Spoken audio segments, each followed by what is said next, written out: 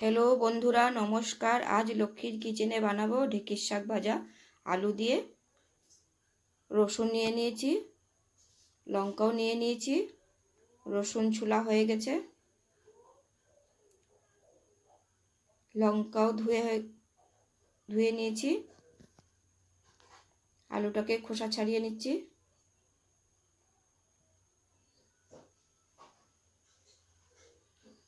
এখন আলুটাকে কেটে নেব।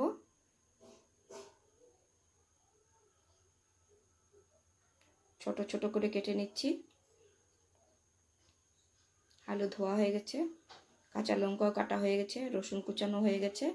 এটাকে সাইডে রেখে দেব। এখন শাকটাকে আমি ভালো করে বেছে নেব। পরিষ্কার করে দেখে দেখে বেছে নিতে হয় ভালো করে। এখন লবণ দিয়ে ধুয়ে নেব।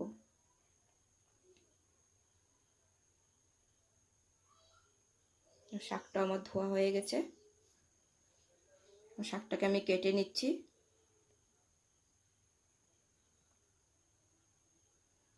কাটা হয়ে গেছে। কড়াই গরম হয়ে গেছে, তেল দিয়ে দিয়েছি।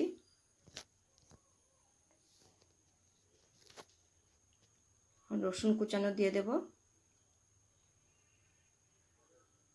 আলুটাকেও দিয়ে দেব। আলুটাকে লাল লাল করে ভেজে লঙ্কা দিয়ে দিচ্ছি। লাল লাল হয়ে গেছে। এখন শাকটাকে দিয়ে দিচ্ছি।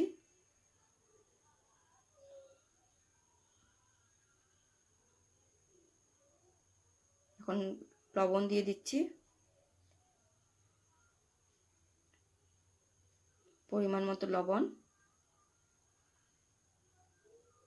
হলুদ দিয়ে দিচ্ছি যতটুকু লাগবে।